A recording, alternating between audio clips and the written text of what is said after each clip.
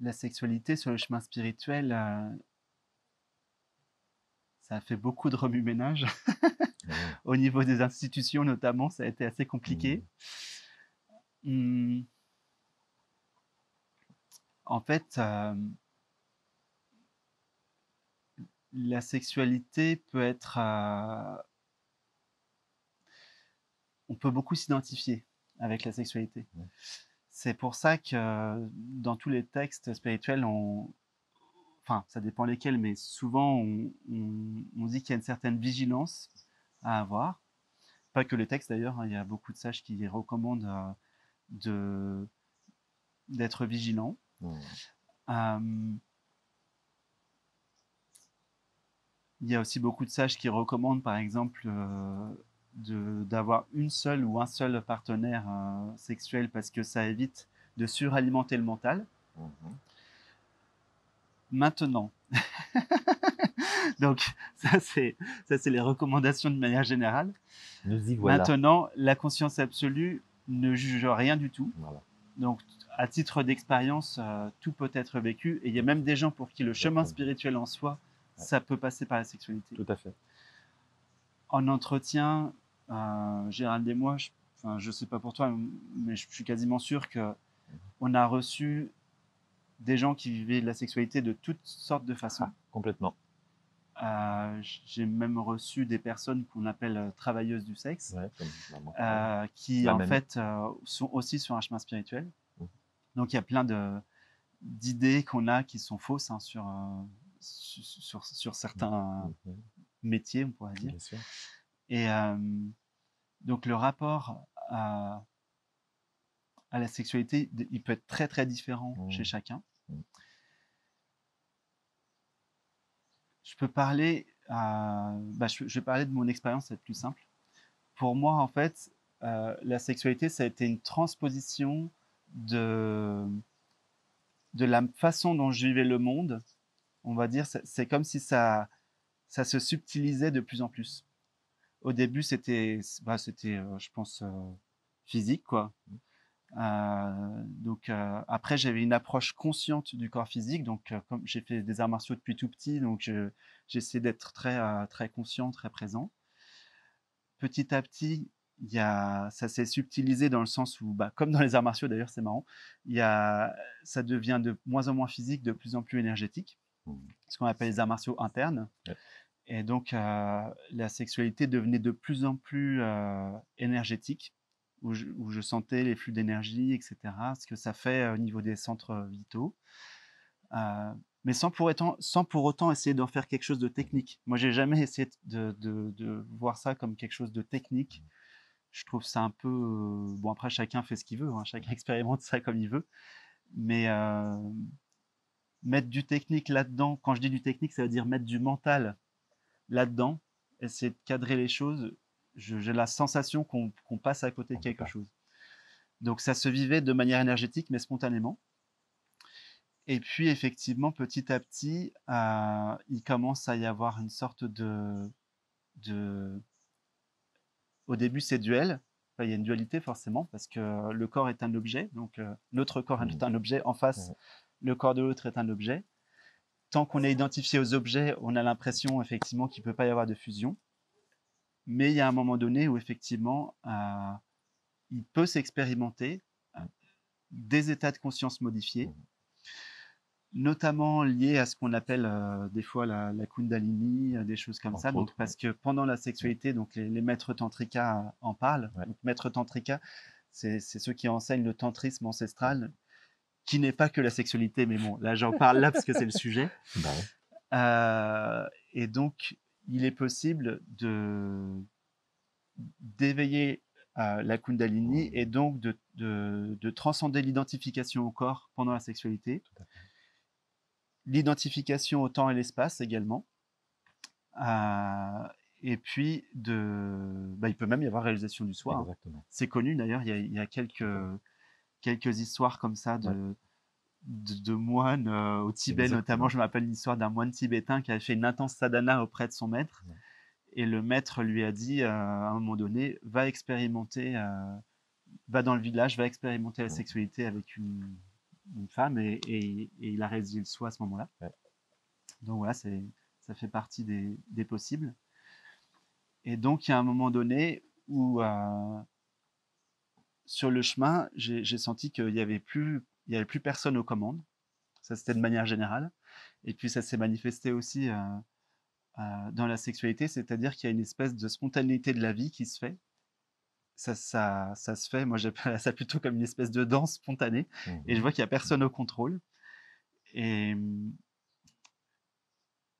et puis là, comme ça devient, justement, comme on commence à passer dans l'absolu, j'ai plus beaucoup de mots pour expliquer ce qui se passe. Mais ce qui est sûr, c'est qu'il n'y a plus aucun contrôle. Il n'y a plus aucun contrôle de quoi que ce soit.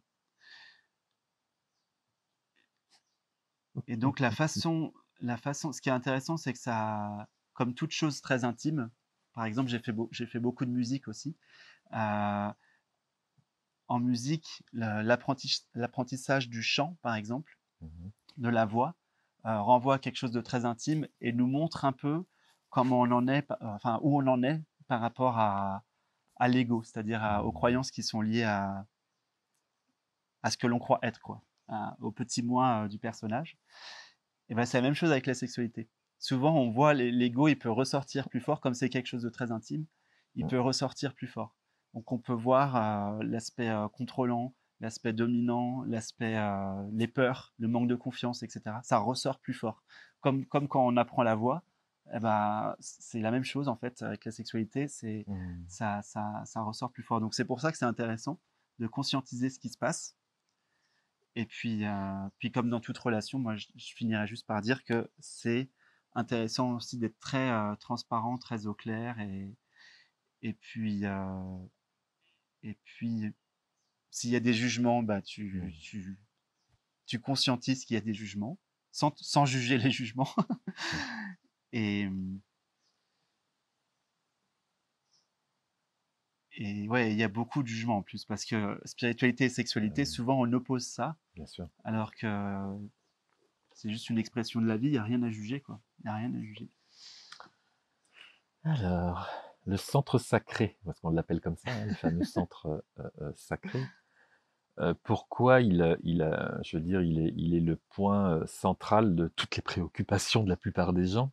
C'est aussi parce que c'est un centre par lequel passe une certaine forme de manifestation de création, entre autres des corps physiques. Et du coup, pour y parvenir, en général, souvent, il va y avoir un accouplement, et il y a le corps est fait avec des espèces de zones érogènes, donc il y a des plaisirs, il y a des jouissances, auxquelles on va avoir tendance à s'attacher, mais pourquoi? Pourquoi ça devient un point central de focalisation? C'est parce qu'il y a aussi des émissions de différentes substances chimiques dans le corps qui aussi sont dégagées, et ça rajoute un objet, et le mental est derrière. Donc forcément pour le mental, ça crée un point d'attache, ça peut créer un point d'enfermement aussi, un point donc obsessionnel, d'accord, quelque chose d'obsessionnel, et on reste sur le même plan, c'est-à-dire c'est un plan de jouissance, de plaisir physique uniquement, alors que ce qu'il y a derrière, puisqu'on l'appelle le centre sacré, c'est le centre aussi de la création. On dit quand même que c'est aussi, enfin, dans certaines cultures philosophiques, religieuses, spirituelles, que c'est par là, à un moment donné, que les divinités créent le monde, l'univers, les univers, etc. Donc il y a bien quelque chose, un message qui sous-tend derrière, qui est de l'ordre de l'absolu. Cette énergie, quand on parvient à la transformer, à la transcender, pour pouvoir accéder, j'allais dire, pour mettre des mots, voilà, accéder à un plan où il n'y a plus d'attache, où il n'y a plus de focalisation dessus, il faut déjà arriver à placer cette énergie hors temps. Si on n'est plus déjà dans le temps, là, tu as un couple qui, à un moment donné, fait l'amour, il n'y a plus de temporalité, forcément, le vécu et l'approche de la sexualité ne sera plus la même. Il va vraiment se passer quelque chose de transcendant, et à partir de là, comme ils sont beaucoup plus conscients, ils vont transformer ça, au lieu que ça soit de la jouissance, en quelque chose de conscientisé, de conscient. Les deux peuvent le vivre. Des fois, il y en a qu'un qui le vit, et pas le deuxième partenaire.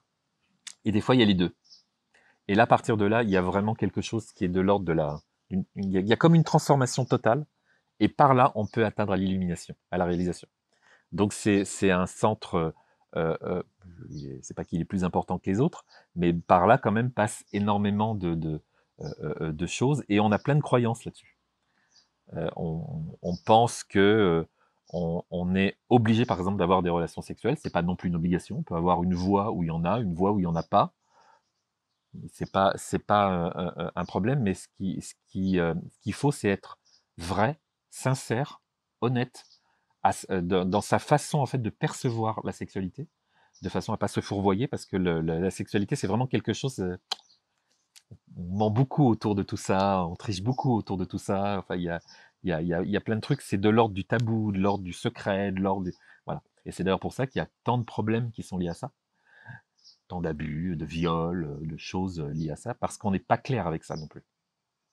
Voilà. Et du coup, le premier truc à faire, c'est vraiment clarifier notre approche avec notre sexualité déjà personnelle, et après avec là ou le partenaire avec qui on est, pour pouvoir après aller d'étape en étape et aller de plus en plus loin. Et à un moment donné, on parvient à transcender tout ça. Et on arrive à autre chose. Et il y a une grande confusion entre l'Occident et l'Inde concernant justement, on parlait tout à l'heure des maîtres tantrika, concernant le tantrisme, bien sûr qu'il y a une part de sexualité dans le tantrisme, mais c'est une part infime par rapport à l'enseignement global de ce qui est derrière, quoi. Ça n'a rien à voir. Ici, en Occident, et c'est probablement propre à notre façon de voir la sexualité, probablement, on a transformé ça plus dans une approche vraiment presque totalement sexuelle, alors que c'est faux. Le tantrisme, c'est pas ça, hein.